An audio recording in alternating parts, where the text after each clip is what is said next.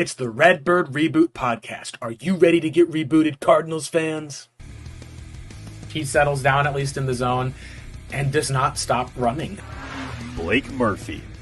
This is the identity for the Arizona Cardinals. The run defense is just horrendous, and it's been horrendous for the Cardinals for a long time. And Marcos Labrada. He's going to bring over his philosophy. It should make it better. Present the hottest NFL podcast from the country's hottest state. He should be turning around the logo. Actually, some breaking news we can cover here. This popped up just about, 6 minutes ago. It's Redbird Reboot.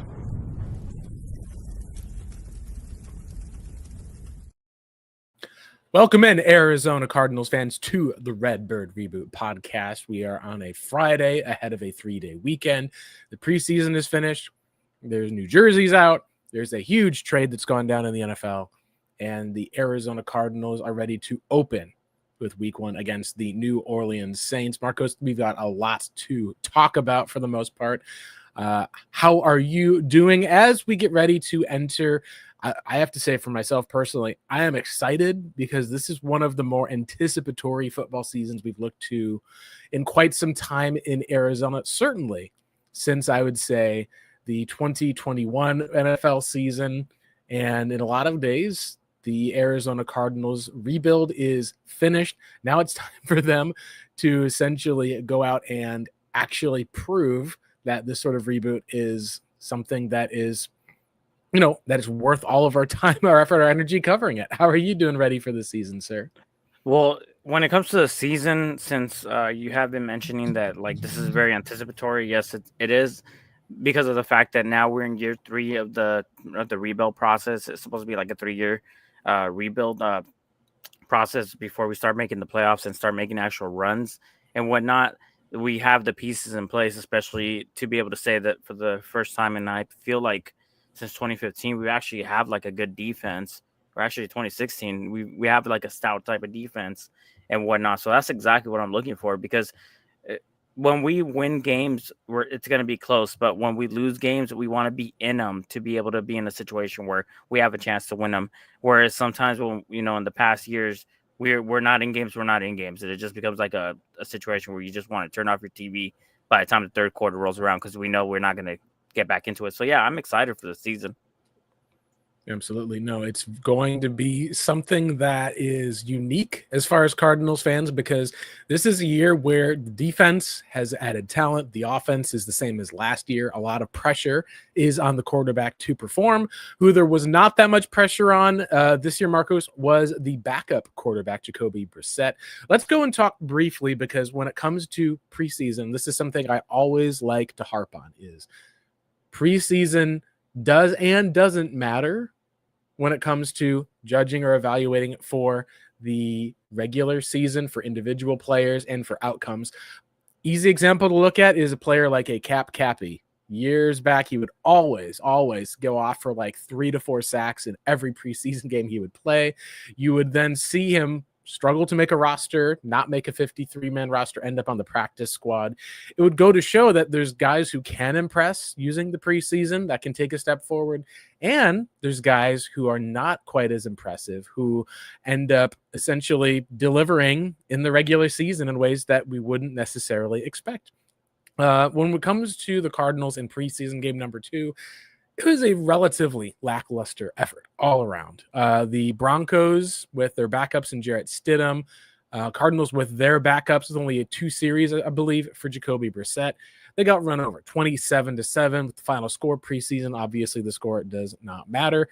Cardinals go out there and we end up having a backup as far as the center, because John Gaines is still injured. Cardinals don't play their starting center, Halte Froholt. Hayden Conner gets hurt, and as we'll see later, ends up on IR to return as a result of being injured on that play. We ended up at least with the Cardinals getting a 3rd and 15, I believe, at least screen pass that didn't fall.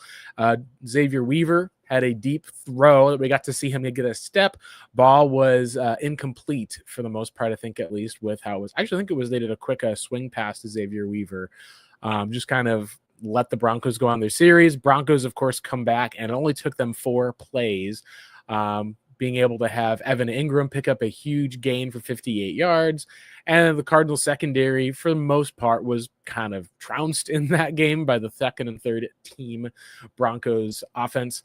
Cardinals did drive down and get a touchdown. There was a touchdown throw with a good drive from Jacoby Brissett going down the field for the most part. They're able to consistently get a decent drive going and got that touchdown to Simi Fehoko. That was all that we saw from the second team offense. Clayton Tune took it the rest of the way. Meanwhile, the Broncos went out and scored a touchdown, a field goal, touchdown, and had only one punt with then a missed field goal leading into the half.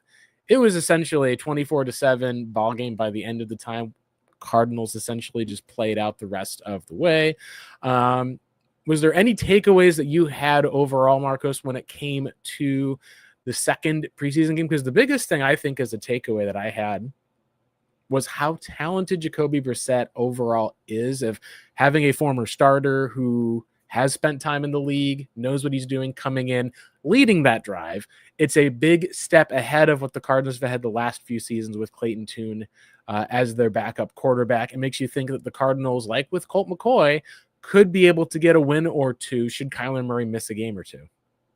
Yeah, well, that's actually the big main takeaway for me was that Jacoby Brissett, I already kind of knew that since he had his starter experience and whatnot, that he'd be able to handle this offense. He did go out there, got his touchdown, ended his own series. Of course, at that point, Clayton Tune was going to take over because this was a game where both teams apparently agreed not to play their starters, and it was just second stringers out there. Plus, some notable names that you wanted to see a lot of action from, like Will Johnson, for example. You saw him in extended time. It didn't look as solid or as good.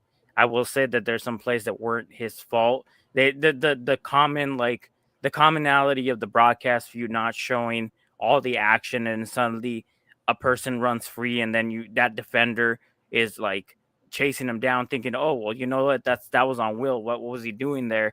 Damn, he got beat over on a crosser and whatnot. It's that wasn't his guy. There was some mishap communication, I believe, on a cover 3 pass off.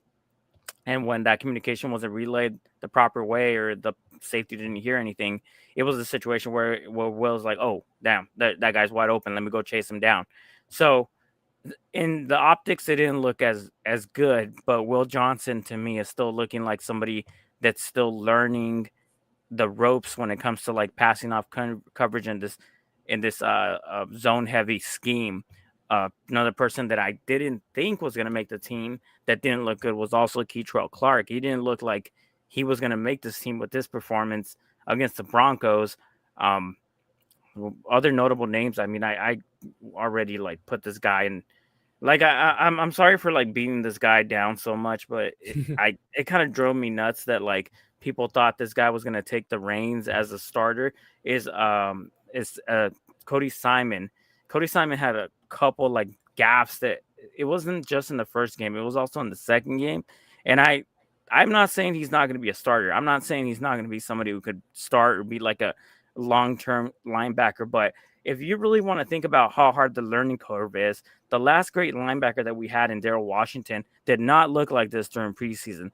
The guy was getting 10 tackles. The guy was all over the field. That is rare. That is not something that you throw out there and you see right away. Even with Zaven Collins, you saw that big splash play against the Cowboys, but that's not really how the position works. It takes a long time to learn, and his processing speed just wasn't there. So for people, I was trying to tell him, look, he could be a starter, but just slow down on the whole. He's going to take the reins, and he's going to push down Akeem Davis Gaither to become the backup. I'm no, he has experience.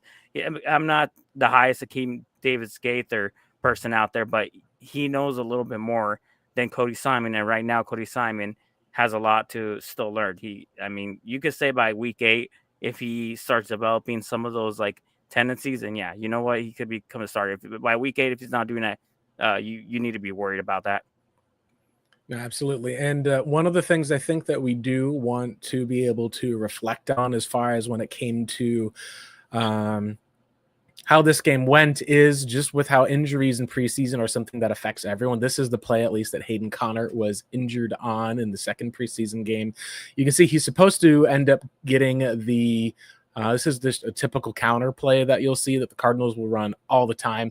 He isn't even able to make it, just complete like non-contact, pulls up completely. Just was one of those cases, at least, where it's unfortunate for how it turned out, but that's one of the places where when you talk about why Jonathan Gannon doesn't always play all of his guys for the most part, a lot of times there is this risk reward. If you play a guy, you do risk them getting hurt. And if you don't play the player, then the question is, well, are you really going to be getting the reps that are necessary for getting ready for the regular season? I think this year being the first year that they were able to get Kyler Murray ultimately able to play in the preseason was something that we were able to see worked out well. We got a couple of snaps in, but we also got to see the lower end of the Cardinals roster has in a lot of different ways been a step below most of the rest of the NFL when it comes to the depth, the backups, and it's led you to be this team that is probably about I think that the phrase that you'll want to use, at least for the most part, is an inch deep and a mile wide. They've got the starters, everything spread out pretty good, but they do not have the depth. I think that the depth is still something that they're better, but I think it will still ultimately be questioned when it comes to how things are going to work with the rest of this season. As far as any other takeaways that you had from the Broncos game, I think that, like we can talk about, it wasn't just effort that we can say. Statistically, Cardinals offense was atrocious. The Broncos have a good defense. They also have what we've seen, I think, is a pretty deep defense. Arizona had 135 total yards of offense. We got to see essentially almost half of those yards came just on the one drive from Jacoby Brissett. He had 57 yards passing with 6 of 8. Clayton Tune had 56 yards passing the entire rest of the game with 20 attempts. So he had more than double the number of attempts, had under that almost 2.8 yards per attempt. I think it was as far as per attempt. That is something where when we talk about what we were looking at for last year, as far as for how Desmond Ridder was, how Clayton Tune has been, it was one of those places where it became very clear from preseason game 2 that Clayton Tune was not going to have a spot on the 53. And I think we even talked about around that time, he was not going to be finding his way onto the practice squad. The Cardinals were probably going to get a new look at a different player. We did get to see a little bit from Michael Carter and Amari DiMercado, but ultimately the struggles that we saw in week 2 against the Broncos, the Cardinals were able to make up for them with a strong preseason finale. The Arizona Cardinals went back and won 20-10 over the Raiders. And what's interesting is when you look at the start of the game, Cardinals went up against the Raiders' first team defense and first team offense. So you're talking about you got your third stringers going up against the Raiders' first stringers.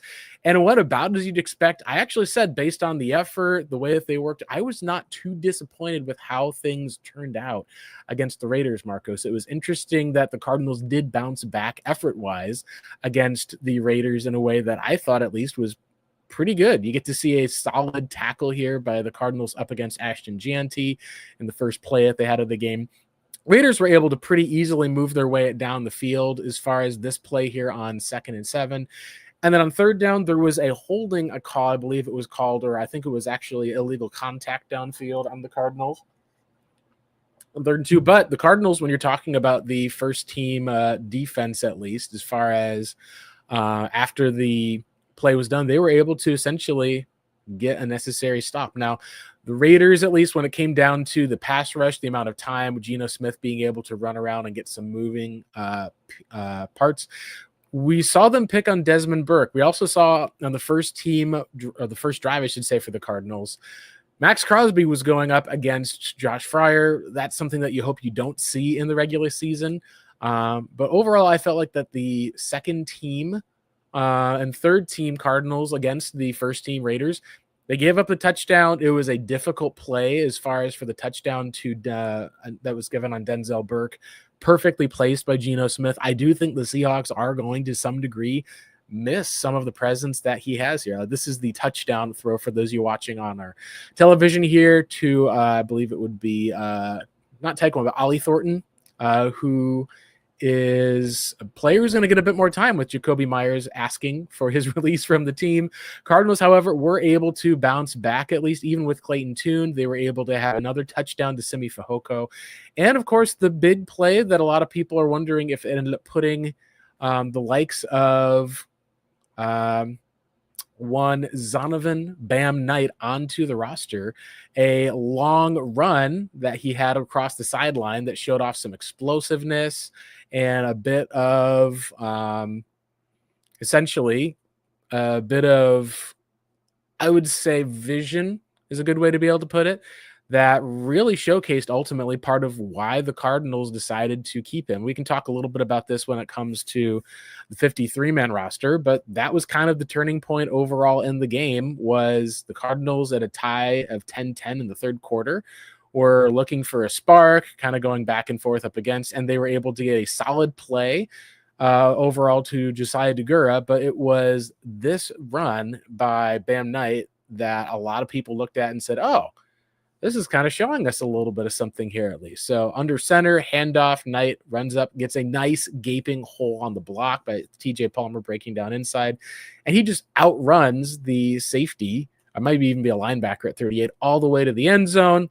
That essentially is what put away the game for the Cardinals. They would tack on another field goal, and the fourth team defense would essentially put the final stamp on the preseason. Marcos, this is one of the first times we can probably talk about a surprise addition to the 53-man roster, because I don't think that when we did our initial predictions, neither of us had Bam Knight making the 53 over the likes of Michael Carter or even the special teams ace DJ Dallas, who is not even on the Cardinals practice squad at all. I like that decision. I honestly was thinking to myself, especially after that play that you saw from Bam Knight, because you saw him like hit the Jets, and he knew that there was a person coming down on a tackle, had the angle, so he had the wherewithal to like kind of high kick so that the guy can miss the tackle. Didn't lose any velocity on that, and just was able to just score the touchdown. So I said, you know what, go for it. When I saw that play, when I was watching that play live, I said to myself, you better score on this one. You have the angle advantage, you got the speed, you had a big gaping hole that you were able to hit on the left side of the, basically the play side of the formation. And when you get that velocity, you just better take it with you, and that's what's going to get you your job. So that's exactly what ended up happening. I don't think he gets the nod over somebody like, and I'm sorry, DJ Dallas, but I don't see much of the worth that it comes from him being a good kick returner, because I think you could fill that position with like other people on the roster. Is not like we desperately needed him. He's not a person we like to hand the ball off to in games. He is a person who's better at pass protection, but we also have our pass protection beast that also is able to run the ball between the tackles very effectively. And DeMercado, let's go ahead and get that change of pace back that, you could give him the ball at any time and he could just take it to the house. So I like that. I like that move.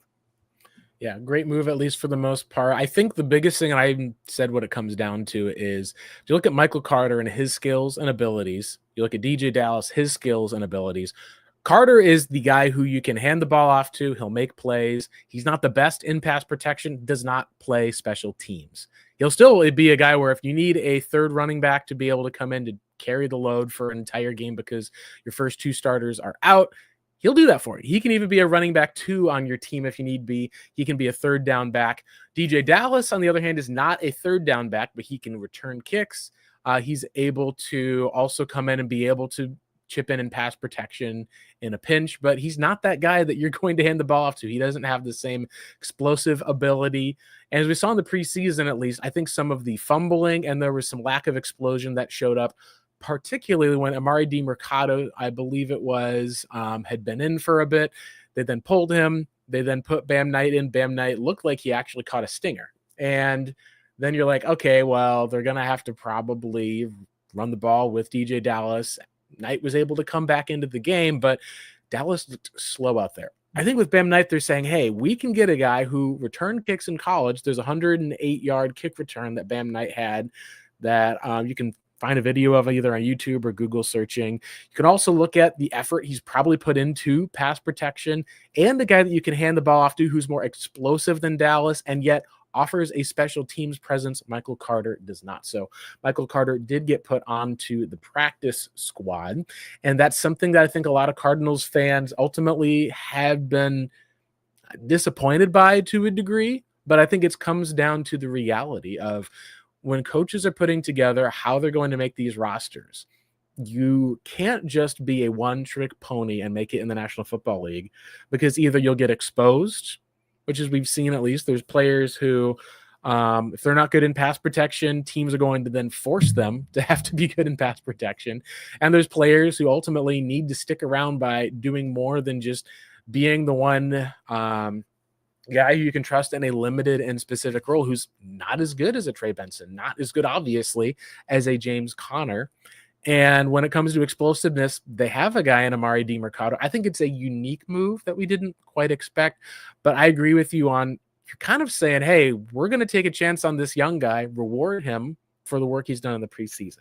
Now, when it comes down to the guys who ultimately were not rewarded, we can talk a little bit about some of the releases before we get to the 53-man roster, including one that I have not seen yet reported for the most part on wide. So first, the Cardinals on August 25th had the cuts that we all expected, which included Clayton Tune. It was something where it became clear when you're cut on the 25th, it's not likely you're going to be signed back to the regular roster. They then had some of their other cuts, which included Simi Fehoko, who will probably come back to the roster at some point for special teams, given the fact that he does have a $1 million contract. He was, I believe it was as a vested veteran, not subjected to waivers, which is something that at least is the first year for him. Darren Hall, the safety/corner hybrid, was released along with Keon Bars. Aaron Brewer was cut, the long snapper, giving the Cardinals no long snapper, but we'll talk about why they did that. This was something that was kind of it's more of just juggling the roster sort of move. You got to see Michael Carter was released along with DJ Dallas. They did keep Travis Vokalek, which I've kind of harped on for a while. He's a guy that they really like as far as a young tight end who's got some ball skills. Like, he's made some tough catches in training camp over the last couple of years. He's got athleticism, and he's a very willing blocker. If for some reason they lose Elijah Higgins or lose, God forbid they lose Tip Ryman, or fingers crossed for Trey McBride, they trust him heavily. They also at least did cut Jalen Jones, the cornerback they had signed from the Bears. Nick Leverett is a player we thought that would come back. It was a little bit of a surprise that they cut Leverett because they had an injury to Hayden Connor, put him on IR. They had also John Gaines has had an injured thumb. So as far as for center, that was a question whether he or Royce Newman could make it. We knew that Elijah Simmons was not going to make the roster. After a while, he got outplayed by PJ Mustipher. Now, the reason is for why is it that we didn't see Nick Leverett make the rosters? Because Will Hernandez got activated from PUP. We had wondered, would he start on PUP? Give him a little bit more time to come back. He was able to come back earlier, which is part of where they trust Will Hernandez. They've got John Gaines, at least, who they've got some trust in for the most part as far as the depth roles behind their starters that they've got at left guard and right guard in Evan Brown.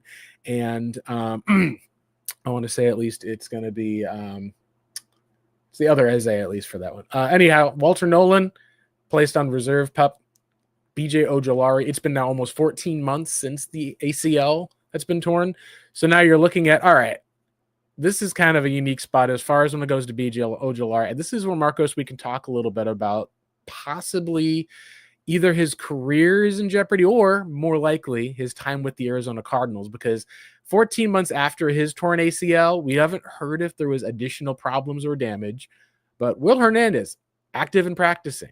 He tore his ACL mid-season with the Arizona Cardinals. BJ Ojolari tears his in camp. He's still on the PUP. And then Bilal Nichols, someone who has had a neck injury early last year, still has not come back for the most part. We know that Christian Jones hurt his knee. That allowed Josh Fryer to sneak onto the roster. And then J.J. Russell with the head injury was on season-ending injured reserve.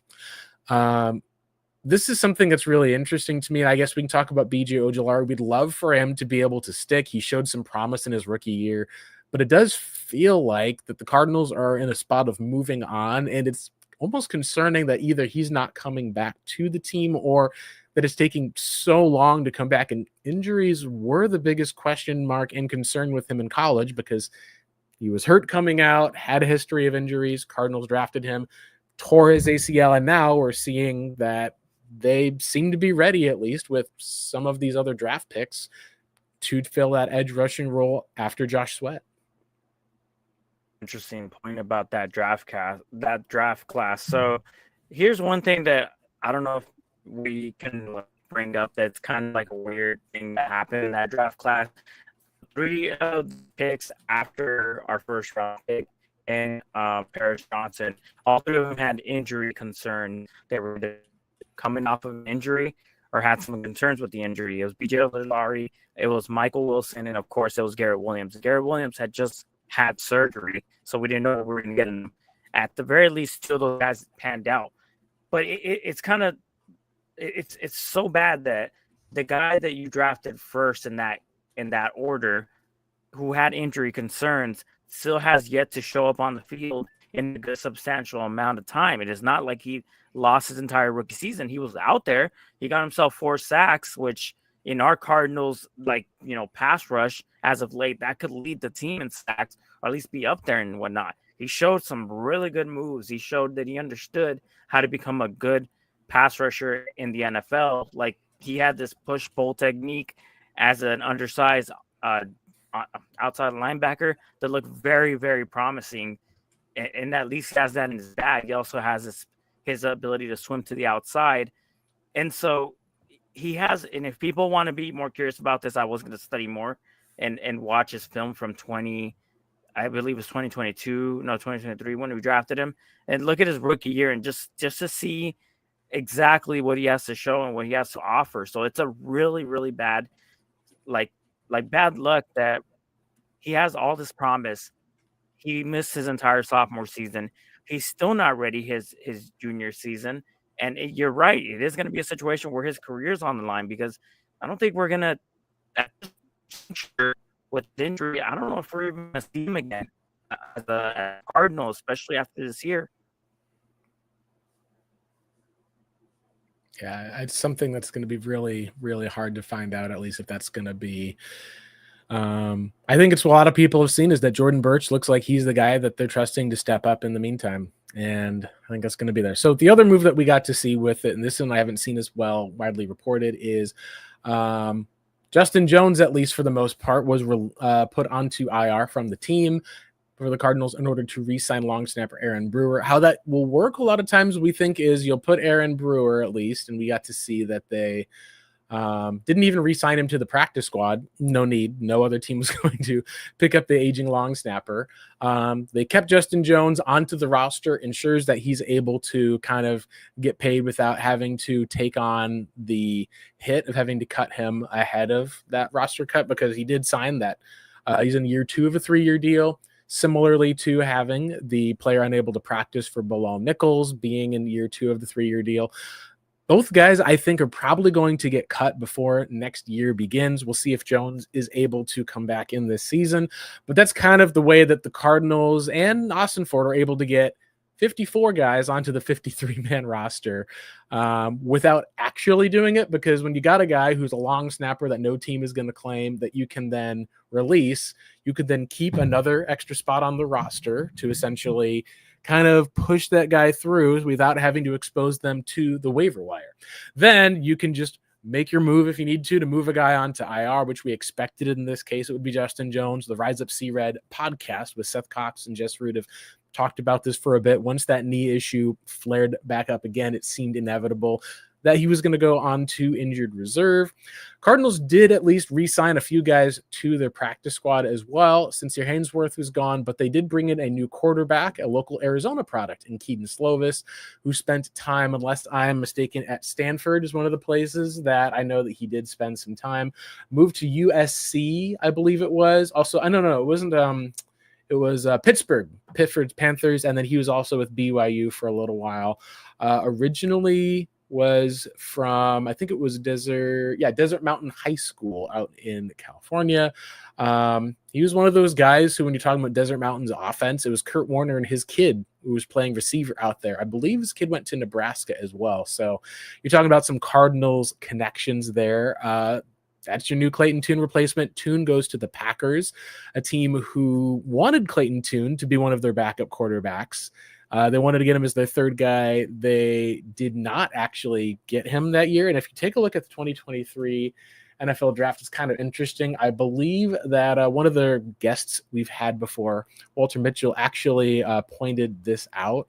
When you take a look at the picks in each round, in the 5th round, the Packers wanted Clayton Tune, didn't get him. Immediately at the next picks, Dorian Thompson-Robinson, who actually has started more games than Tune. Tune started against the Browns, got picked. And the likes of Sean Clifford went in the 5th round to the Packers, kind of just a panic, like grab whatever the next best quarterback is on your board to be a third stringer. They finally get the guy that they wanted back in. The other guys who go on to the practice squad are some guys that are familiar faces. Andre Bocelli back on the practice squad. Michael Carter back on the practice squad. Darren Hall onto the practice squad. We talked about Nick Leverett, a guy who would be there. And Elijah Simmons, who did not make the roster, but did make the practice squad. That leads us to your Arizona Cardinals 53-man roster. Not a lot of surprises here. We've talked about them for the most part. At receiver, you do have, and I think I mentioned this earlier in our I think it was actually our last show, Marcos. When we made our predictions, I said, I know people think Fehoko will be on there, but the Cardinals do not have another receiver with the skill set that Xavier Weaver has. He is smaller, a little larger than Greg Dortch, but for that 4.3 speed to be able to get open deep, that I think would be enough spot to put him onto the 53. He can also return kicks, return punts. That is valuable for any team to be able to have on both special teams and if you want to be able to put some of these plays into the offense for him.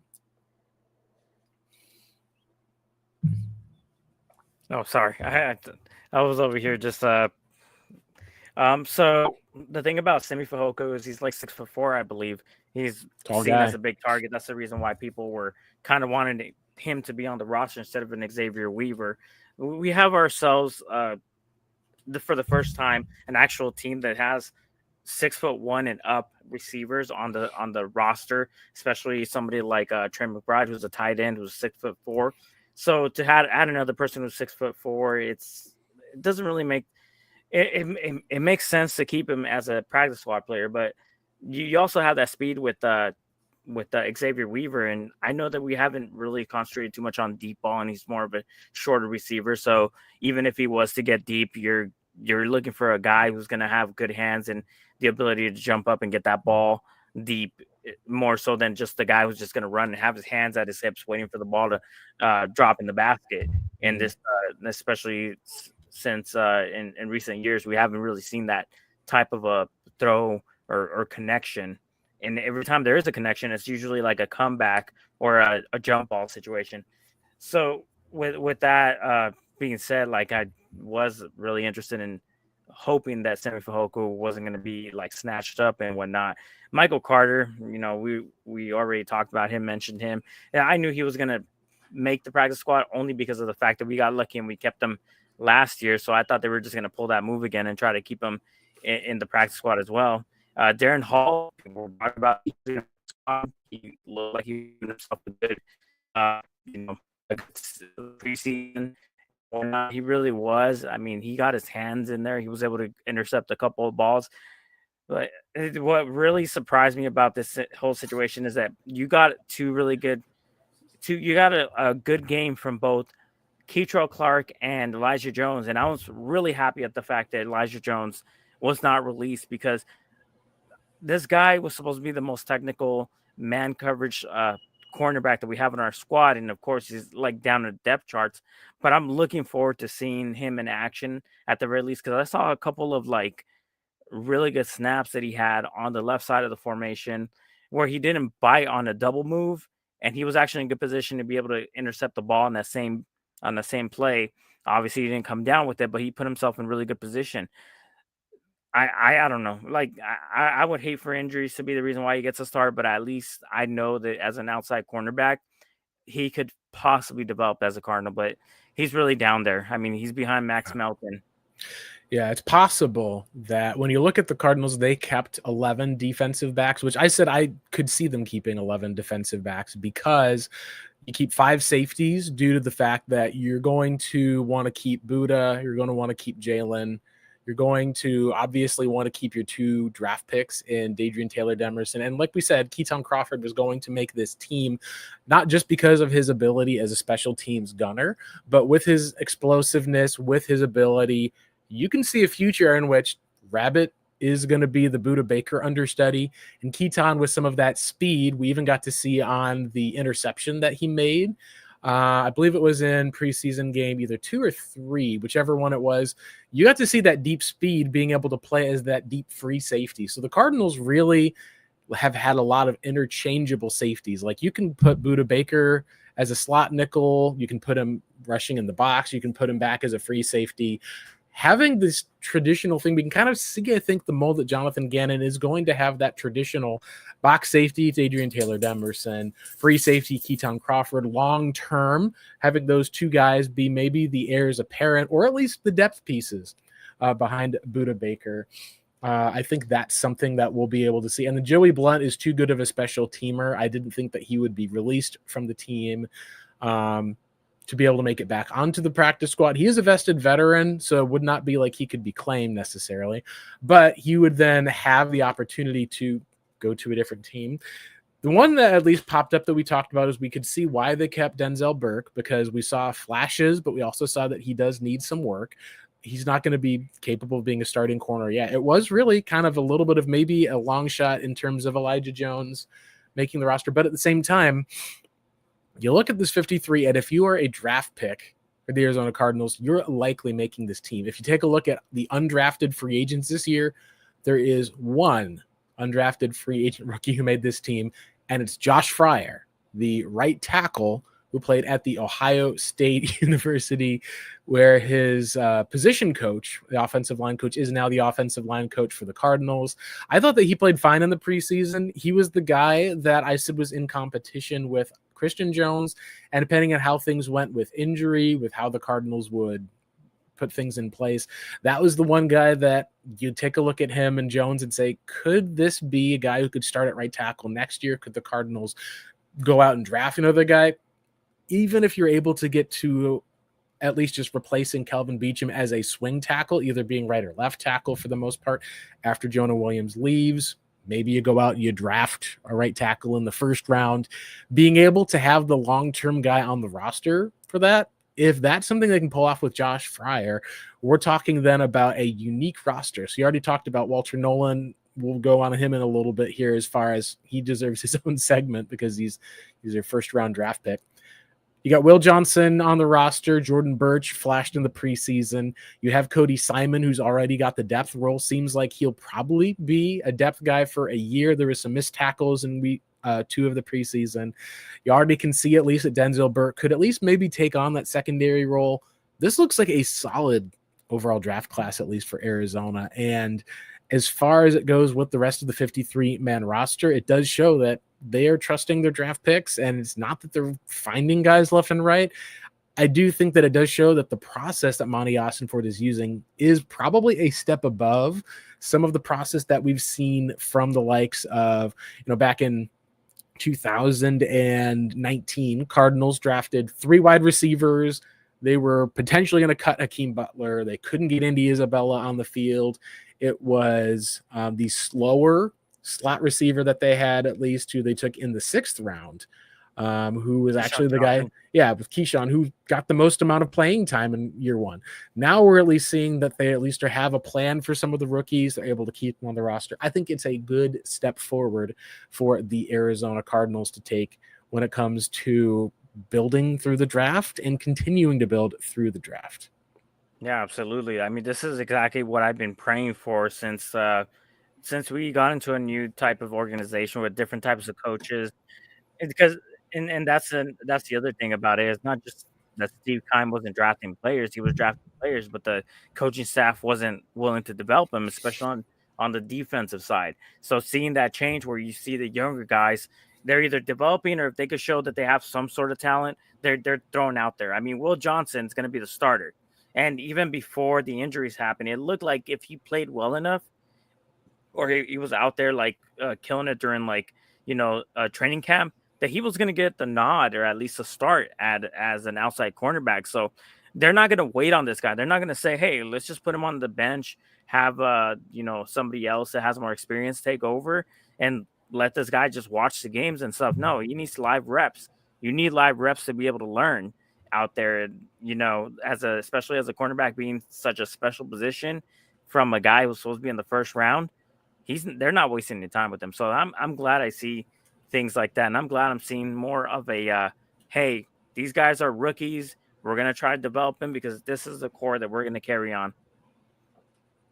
Yeah, it is something that I'm very excited to see. Let's talk a little bit here with Walter Nolan. So with Nolan going on to player unable to practice, he hasn't practiced at all. He won't be able to practice with the team for the first 4 weeks at least. And we've heard based on, it could be another 1 to 2 weeks after that to be able to ramp back up. That's going to put him in a very similar spot to Darius Robinson. Now, Darius Robinson at least had as big of a injury issue year one. He ended up when he take a look at least with how he came back. He played in 6 games last year, so he missed the first 12 games overall of the season, had 1 sack on the year, 10 combined tackles with 1 tackle for loss. And I guess you can say 1 QB hit. For the most part, the question then is if he only played in 6 games, missing essentially the first 11, the bye week factored into some of that, I think, as well. The biggest difference is that with Nolan, I don't think he's going to miss as much time. I think that you're probably going to be looking at between 10 to 11 games played for Nolan, but that is going to hurt the first half of his season, similar to Darius Robinson. That's something where the Cardinals, they haven't been fully counting on him the same way they counted on Darius. Last year it was, we're going to bring in these 2 healthy defensive tackles, 1 for the nose, 1 for being able to play some 3-tech. We'll bring Darius as our defensive end. We've got BJ Ojulari on the other side of Zaven Collins to be able to be one of our pass rushers. They lost all of those guys to injury, just devastated on the front of the front 7. Darius also lost his mother tragically, so that was another factor, at least when you're talking about a young 22-year-old kid having to deal with all of that change. I think the biggest case, at least, that's going to be tough is that Cardinals fans are probably not going to get to see Walter Nolan and really get to truly see what he can do until the last couple of weeks of the season. Because Darius, he didn't even flash when he came back. He was able to play, got some snaps, got that experience, but it seemed like he kind of had to take a redshirt year. I don't know if it's going to be the same as a redshirt year for Walter Nolan, but I do think it's going to be what you could maybe say is a redshirt half year, and then he'll be into his role in the second half of the season. That's, I think, something where maybe it's not a concern at this point because the Cardinals do have a Dalvin Tomlinson. They're still keeping the likes of a Dante Stills, who, of course, we talked about was going to make the Cardinals roster on the defensive side, along with PJ Mustipher coming in as the nose tackle. But it is one of those places of where you do want to see him come back and be able to make an impact pretty soon, because the Cardinals, with Calais Campbell aging out, with Dalvin Tomlinson being more of the nose tackle, you're really going to be putting a lot of weight and pressure onto guys who, like we saw from a year ago, Roy Lopez is not with the team anymore. You're going to be putting all of this weight onto Calais Campbell staying healthy and effective on limited snaps in his final season. If you're able to rotate Nolan in, even have times where he's next to Calais Campbell, getting some of that coaching up on the sideline, that would be great. Instead, first 4 weeks of the season, will not be able to practice with the team. Yeah, so the one thing that I really like about Walter Nolan is there was a draft where I believe Jalen Carter was going to be the pick until the situation happened, and we knew that there was going to be a situation with Jalen Carter where a specific team had to take him in order for him to be good, and the Eagles were the perfect team to draft him. Mm-hmm. The Cardinals are kind of in the same boat with Walter Nolan. There was questions about him. The talent is there. He's like a top 5, top 10 talent. So it isn't that he doesn't have the ability to do so. It's just that there was worries behind the scenes about like are the Cardinals even gonna is any team gonna be able to get them to work hard and develop and take advantage of these skills? Well, our friend over at Bootleg Football, great that the Cardinals were the perfect team to draft him because of the fact that Calais Campbell was on the roster. Calais is a great leader. He's the type of person that is going to walk up, being 6'8", look down at Walter Nolan, the talented rookie, and say, "Look, I'm not going to let you mess this up. You have all the talent in the world. I'm not going to let you ruin this." Calais, signed with the Cardinals, was perfect to lead into drafting somebody like Walter Nolan. So if he has a chance to succeed with any team, it would have to be the Cardinals. I would believe full-hearted. I would even say that if the possibility of the Calais doesn't get him, keep him for another year, just so he can have another year with someone like Walter Nolan. So he can, show him the ropes, teach him how to be a good defensive tackle, a pass rusher, a good person against the run. And like I said, the team can draft him, and he would be successful. Yeah, that's the thing, is we're all hoping that there's going to be that sort of success for Nolan. I think it's not something where it's going to push him back too hard, but it is going to be something that will push him back. That's for sure. All right, so these are all areas that are going to be interesting for the Cardinals. But let's talk about like the most important thing to some fans, which is going to be new jerseys. The Arizona Cardinals is part of the NFL rivalries, and we'll go through some of the other NFL rivalry jerseys because some of them I think were pretty decent hits. Some of them were not. And when you're talking about how those were ranked as far as for best jerseys to worst jerseys, most people were in agreement that the Arizona Cardinals had the best of the jerseys, which is really interesting. That's something I found was kind of fun, as far as like, it's not often that the Cardinals end up being the top team, but you take a look at the ranking number one as far as with the NFL rivalries, Arizona Cardinals, talking about how it looked like a haboob or like a sandblast for the most part. So you take a look at how the jersey goes. Instead of it being a white jersey, it's tan, sand colored. It's got specks, at least, that is almost like you talk about like the sand or the mud getting blasted onto the jersey. It looked, at least for a lot of people, had said it was very authentic to Arizona and some of the culture. What's really fun about it too is the patch is back. The Arizona Cardinals have taken that state flag patch that we saw back in the late 80s and especially the 90s and up to the early 2000s, and it's back onto the sleeve, which a lot of people say when you talk about the state flag of Arizona, it's one of the best state flags. It's a very unifying effect for the most part. Putting that back onto the jersey is a huge thing, I think, for a lot of fans who had wanted to see that return. And overall, it's something where when you add that in with the red, getting a nice stripe down the side, as well as a fun helmet effect, it really was one of those things that people said, yeah, this is a clear win for the Cardinals. The patch on the side just looks so clean with the copper. It's something that honestly was really good looking, especially compared when you look at some of the other jerseys. The Seattle Seahawks was very Oregon Ducks-like with some green, but a little bit more muted, at least, with a very bright green. The Buffalo Bills had an icy sort of jersey, as far as where everything was just pure white, similar to the Vikings last year. The jersey that did not really stand out that well for the most part was the Miami Dolphins. It was probably one of the worst of the types. The Los Angeles Rams were ranked down lower, but overall the Cardinals consistently across the board, you take a look at how people rated that jersey setup. And I'm excited to be able to see this play out as far as it goes with, for those of you watching on our live stream, you got a picture there of Marvin Harrison Jr. with his biceps rocking that Cardinals helmet with a little bit of burnish at the bottom there. Very interesting. Maybe you could argue there's a little bit of blood if you're wanting to get really serious about it. But overall, just one of those areas that you're like, this is something I'll probably go and be happy to pre-order. You're glad to see the Cardinals go from being that team that said the same jerseys since the mid-aughts in the 2000s to two pretty well-praised jersey releases.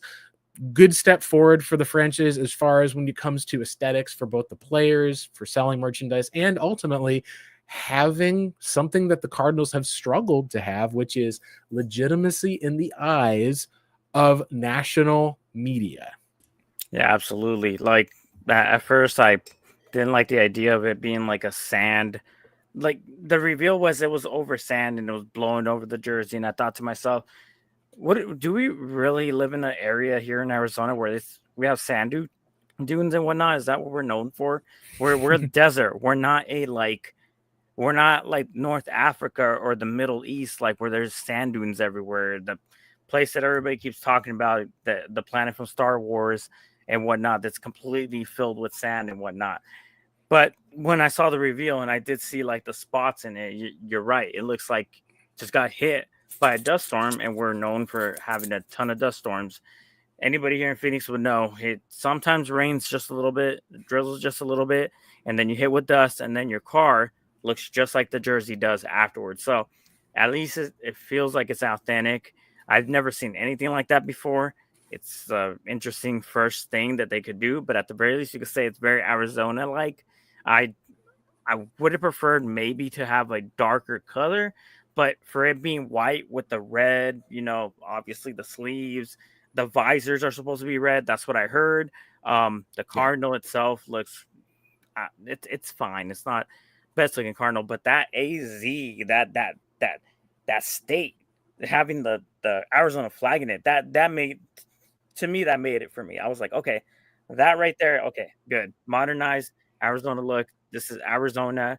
This isn't Chicago. This isn't St. Louis. This is Arizona. Yeah. So I'm proud of it. I think it's a great jersey overall. Like, it's going to be very fun. It's another color thing that we'll have. Like when we used to have the old color rush with some of those strange and weird out there jerseys, like you said, it just fits the desert so well. All right, let's go and move now to talking a little bit at least about the what the Cardinals have done and what the Cardinals have not done. So yesterday, at least, one of the sound bites, and for those of you who've been kind of following, this is something that had been predicated for a while, a contract dispute between the likes of Jerry Jones and the Dallas Cowboys with their star pass rusher Micah Parsons, one of the guys who's got 50 sacks already in his career. Through his first 4 seasons, he has had, I believe it was 3 all pros that he's been able to get, is basically a double-digit sack guy since he came into the league, a huge, valuable part of the Cowboys defense. He gets traded. Instead of actually having him be present with the Dallas Cowboys for this year, he's dealt to the Green Bay Packers. They already had a deal ready to go. It's something that is kind of crazy to think about, at least, but the Arizona Cardinals, we had questioned if that was a move that they'd want to make. Could they be able to make this move? Instead, the Green Bay Packers trade 2 first-round picks in 2026, 2027, as well as Kenny Clark. And Marcos, the first reaction that I had when I saw this trade go was, one, that is really cheap for a defensive player the caliber of Micah Parsons, who's not perfect by any stretch. He's an impact defender. He's kind of like who I think we'd imagine Hassan Reddick to be with the Cardinals if he'd been a full-time edge rusher. I think that's probably what you'd look at for Micah Parsons as far as for what he's done in Dallas, although he's clearly been better in that regard. So it is a bit cheap as far as for being one of the top pass rushers in the league. Kenny Clark is 29 years old and aging out. The question I think a lot of people had was, all right, Cardinals, could you have made this pick? Could you have gone and given up your 2 first-rounders, have had this guy on the opposite side of Josh Sweat? Because you're talking about an instant upgrade over Baron Browning and Zaven Collins. You're getting an impact defensive guy, and you're a team that's probably looking like it's ready to win now. Do you think the Cardinals should have been in on this market? Now, obviously, the $188 million contract for the 4-year extension, $120 million guaranteed plus first-round picks. You might say that seems a bit cheap, but remember, teams have changed a little bit from how they've, especially since the Deshaun Watson trade with 3 firsts and $230 million guaranteed. Teams have realized if you're giving up multiple firsts and a contract, even if a player is worth a little bit more, that guaranteed money is going to have to be taken away from what a draft pick compensation may look like. You're not trading for the player on the contract. You're trading for the right to pay that player. I think this is one of those places where we'll talk a little bit, but do you think this was a mistake? The Cardinals should have gone in, tried to either match or beat this offer. I know that PHNX and Johnny Venerable recommended, could the Cardinals throw in a young pass rusher such as Jordan Birch? Could they have tossed in? I think it would have probably had to have been Dalvin Tomlinson, the defensive tackle at 31 years old, kind of comps to Kenny Clark. I think that would have had to been the piece. I don't think, though, this was a move the Cardinals would have made. Maybe you would have considered it to some degree, but it feels like this is a move that the Packers would be making much more than the Cardinals, and a little bit of craziness that the Cowboys are making this move in general. Yeah, I mean, my thoughts were that I would trade somebody like Jordan Birch because he looked good in preseason. That's the one thing that I'll agree with Johnny on. Ojulari, I would just throw him in there and be like, hey, this guy's injured. Maybe he has a high talent ceiling, and maybe even Zaven Collins, because I think Zaven Collins kind of has the same body build as a Micah Parsons, but he's just not as good when it comes to rushing the passer. Yes, I do think that they missed the opportunity, and we're Cardinals fans. We're used to this. We're used to not seeing the big blockbuster trade, unless, of course, it was for DeAndre Hopkins, and that was a second-round pick that we traded away, so that's amazing. You don't really see that many teams give away their first-round picks. Now, if everything plays out how it should be, it'll be late first-round picks for the Packers.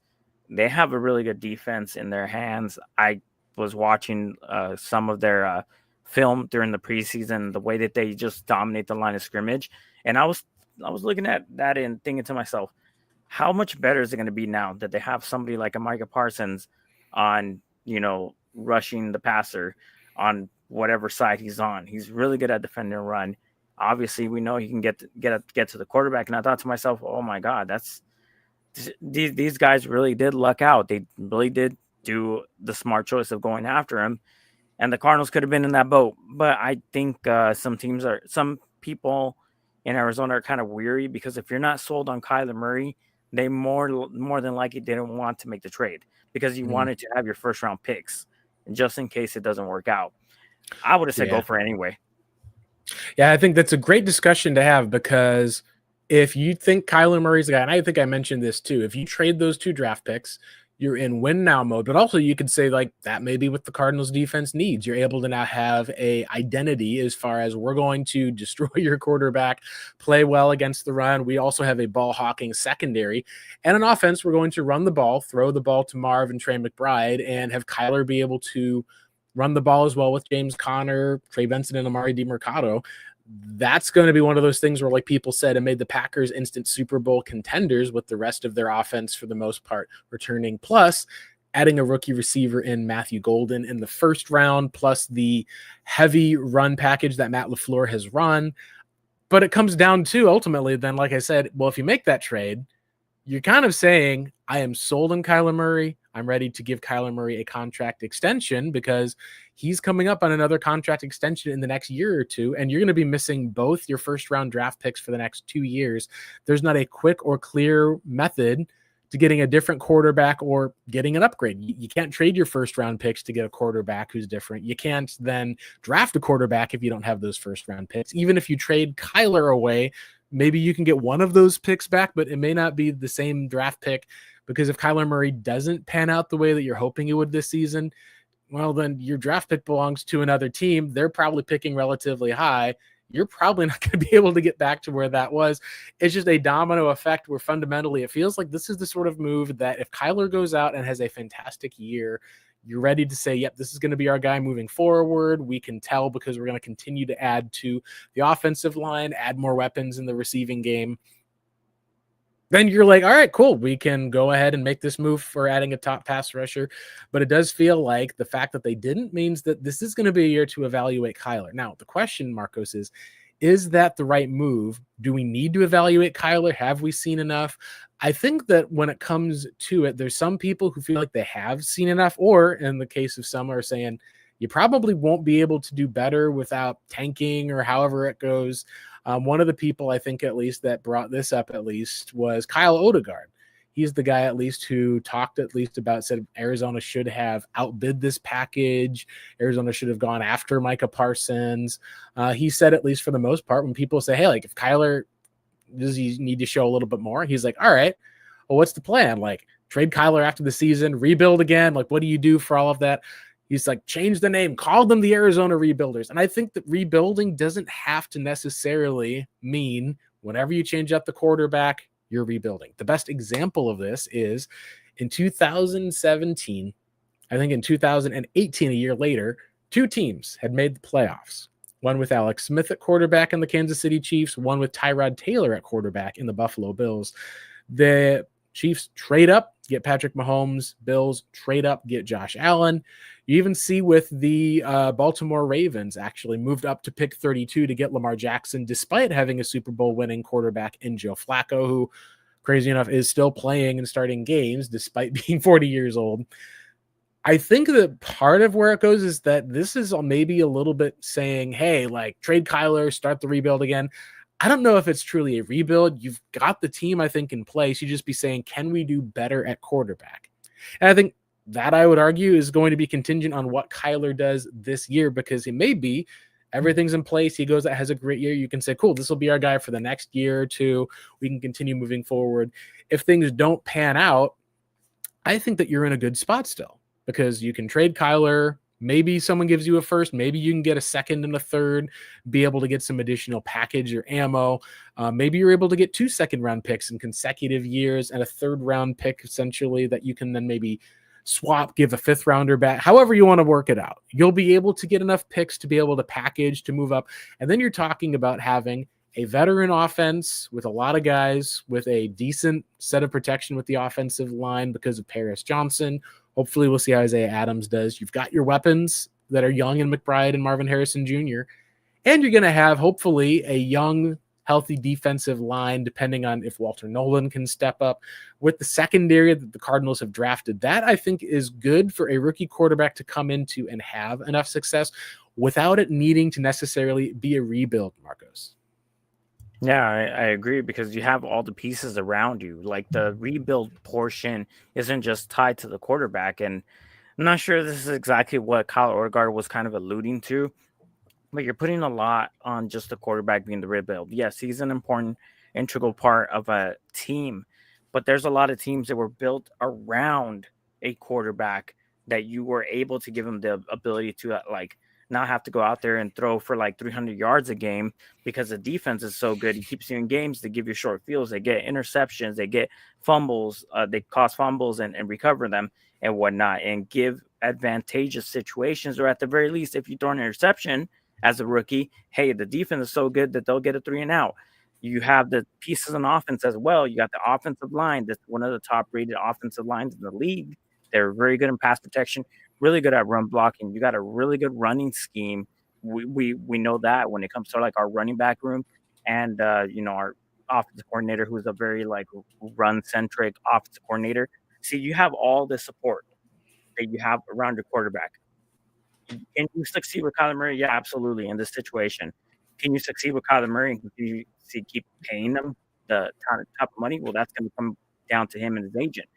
But we all know that if you can put somebody in that place that's good enough to be able to not lose you games, that's good enough to win you some games and be a good veteran or be a playoff caliber quarterback that may not be like a elite, but he's been to the playoffs, like a Joe Flacco, where he's not elite, but he is able to go to the Super Bowl because his defense is great. His run game was great. He didn't mess up, he didn't need to like push the envelope too much.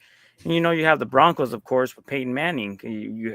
I believe we had Brock Osweiler starting some games for the Broncos and able to carry the ship. And then they inserted Peyton Manning. He couldn't throw 15 yards down the field, and they still ended up winning the game because of all those things that were put in place. The Cardinals are in the same boat.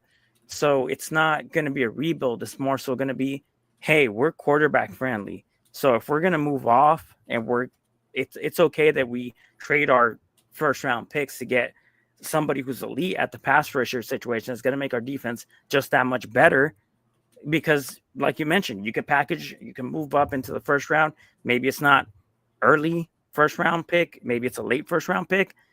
Hey, Jordan Love was a late first round pick. Look at the way he developed. Obviously, he had some time sitting behind Aaron Rodgers, but he was a late first round pick.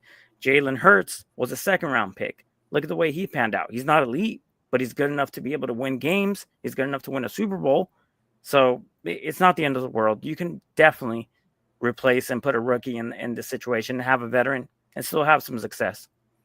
Yeah, and I think that one of the cases that's really interesting here is I'm not as sold on Jordan Love the same way as I think a lot of people may not be sold on Kyler Murray. this makes me think that the Packers, maybe there's a bit more pressure for them to have to succeed to be able to get that contract, to be able to actually get that win in. Whereas the Cardinals front office, they've got some time. Like they've got, excuse me, a bit of benefit of the doubt and having to be able to rebuild that team. Whereas the Packers, they've had to compete with Rodgers, compete with Jordan Love, be able to now face a tough NFC. Kyler was really pretty good as far as being behind Patrick Mahomes, Justin Herbert, and Jalen Hurts in EPA last year. But the Cardinals still went 8-9 and did not get to the playoffs. And for some of those elimination games, they did not make enough plays to actually go and win the division or make it through the playoffs.